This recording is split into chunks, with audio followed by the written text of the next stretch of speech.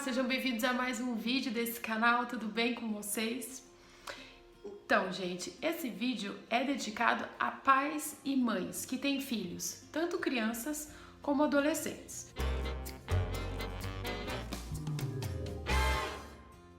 Hoje nós vivemos num mundo em que a rede social dominou. Hoje em dia, a maior parte do lazer fica muito por conta da internet. Às vezes até uma hora que os pais dão uma aliviada porque trabalham demais e as crianças acabam ficando um tempo excessivo dentro da internet. E a internet, ela tem uma gama enorme de possibilidades, desde coisas que vão auxiliar na educação do seu filho, que vão estimular o seu filho positivamente, e também muitos conteúdos ruins, negativos, que vão fazer um desserviço a você que está aí se esforçando, ralando para educar essa criança. Você já deve ter visto na TV ou na própria internet conteúdos e pessoas incitando suicídio nas crianças. E hoje, eu não sei se você sabe, mas existe um índice muito grande de suicídios entre crianças e adolescentes. Então, para que a gente possa sempre ficar prevenido desse tipo de coisa, existem algumas medidas e algumas coisas que a gente precisa pensar. A criança, nesse sentido, é um pouco mais fácil, porque em geral a senha do YouTube, enfim, o tablet, o celular é seu. Então fica mais fácil você controlar esses conteúdos. Mas de qualquer forma você tem um acesso mais fácil, porque a vida privada da criança é muito mais reduzida do que do adolescente, por exemplo. E a criança, ela não tem, pensando na questão cognitiva, ainda a capacidade de discernir, de ter um pensamento mais crítico, de fazer um julgamento moral do que é bom e do que é ruim para ela. Quer dizer, ela não tem malícia, por exemplo, de saber que uma criança que está conversando com ela na internet pode ser, na verdade, um adulto com más intenções. Então, a criança, sim, deve ser monitorada. Já quando chega a adolescência, quando chega lá seus 11, 12 anos, a coisa começa a complicar. Por quê? Com todas as mudanças do corpo, aquele boom hormonal, o adolescente ele entra num período de crise com ele mesmo, que vai culminar na constituição de personalidade, de identidade dele. Mas até chegar lá, existem várias coisas que acontecem que os pais têm que prestar bastante atenção. Porque o adolescente, de repente, do nada, ele entra numa concha, num nível de privacidade máximo, em que ele não quer que os pais se metam na vida dele. Tanto que aquele quarto vira um campo minado, que você não pode nem entrar para limpar direito. E muitas vezes, eles param de contar as coisas. E como que a gente pode fazer para, apesar de ser pais e não ser amigos, a gente conseguir ter esse espaço de fala, para que a gente consiga monitorar de alguma maneira o que está acontecendo nessa vida privada do adolescente. Uma das coisas que a maioria dos pais tem bastante dificuldade assim é de falar das coisas. Então, é falar de sexo em casa, é falar de depressão em casa, é falar, por exemplo, do assunto, que tem um aplicativo que faz com que as crianças se cortem, que se matem, da baleia azul. A gente teve aquele seriado ano passado, acho que lançou, que foi o Turning Reason Why, que muitos adolescentes assistiram. Quer dizer, de fazer comentários e ver como é que eles pensam em relação a isso.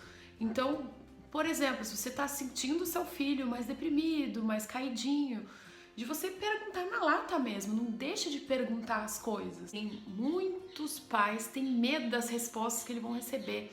Quer dizer, às vezes já tem uma intuiçãozinha ali de que tem alguma coisa acontecendo, que existe um sofrimento nessa criança, só que ele fica com medo de ouvir e de achar que aquilo está acontecendo dentro de casa.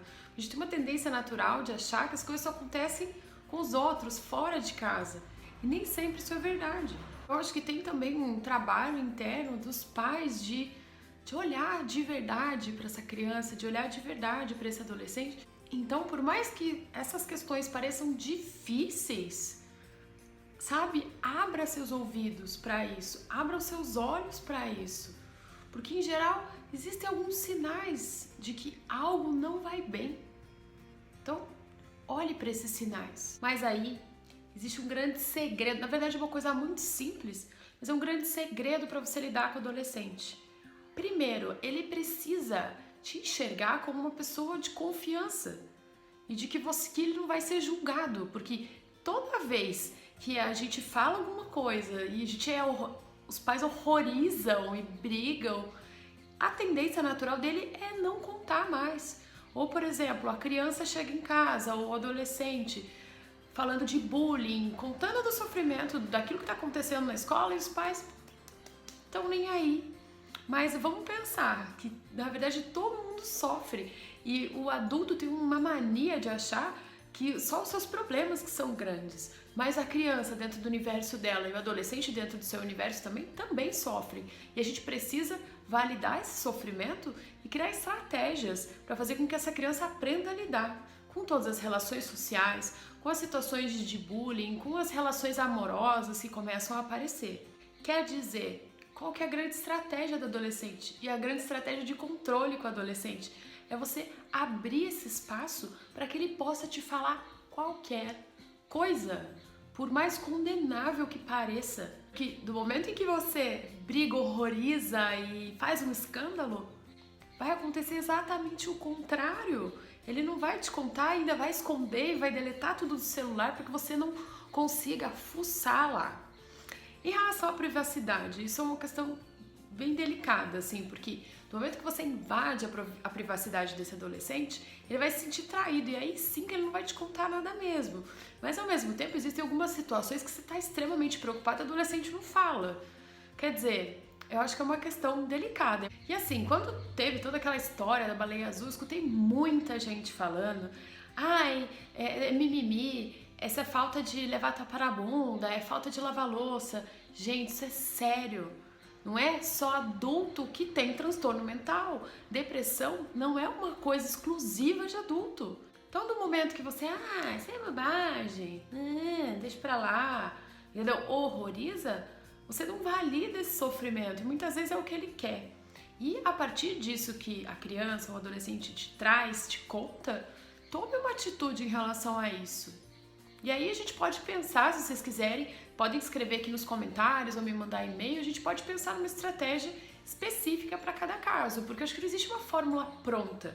Acho que a única fórmula pronta que existe é comunicação aberta, tanto de você perguntando as coisas, quanto dele tendo essa intimidade, porque essa questão da internet acabou tirando muito, distanciou muitas pessoas.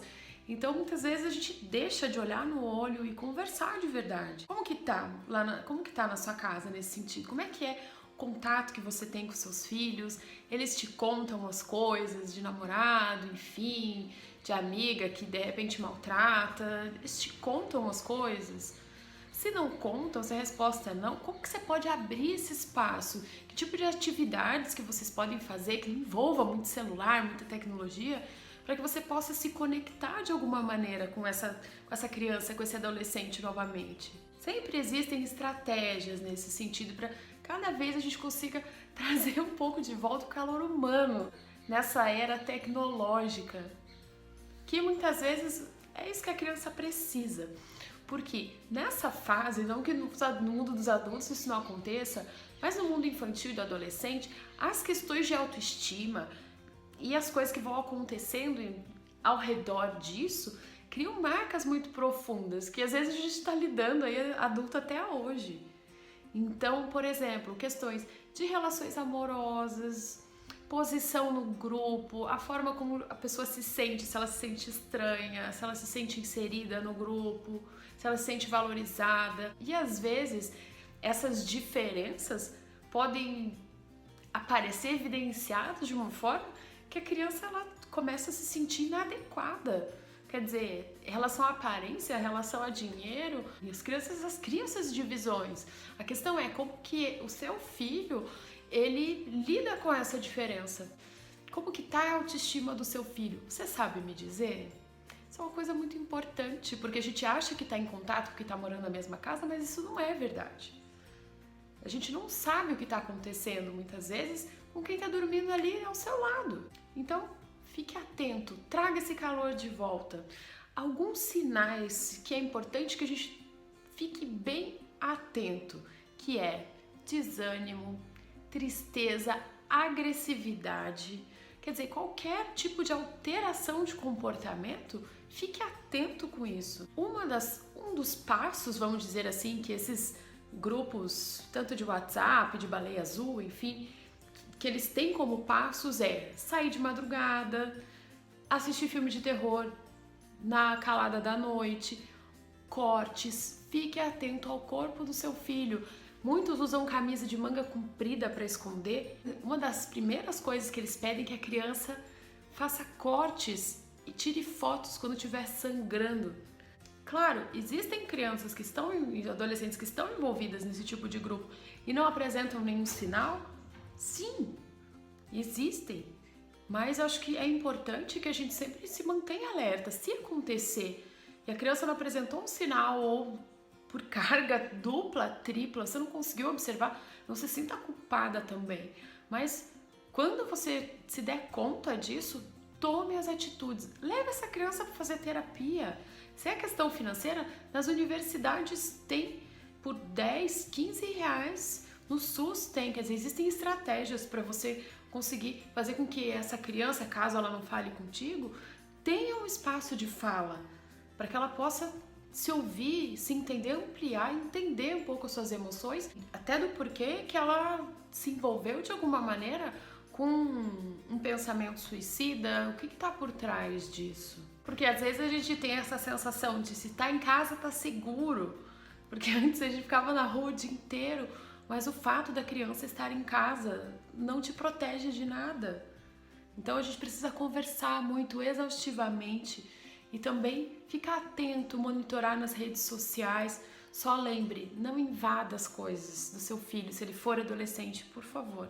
Peça para ter acesso à vida dele, ok? Se tiverem alguma dúvida ou quiserem conversar sobre isso, me escreva aqui nos comentários, certo?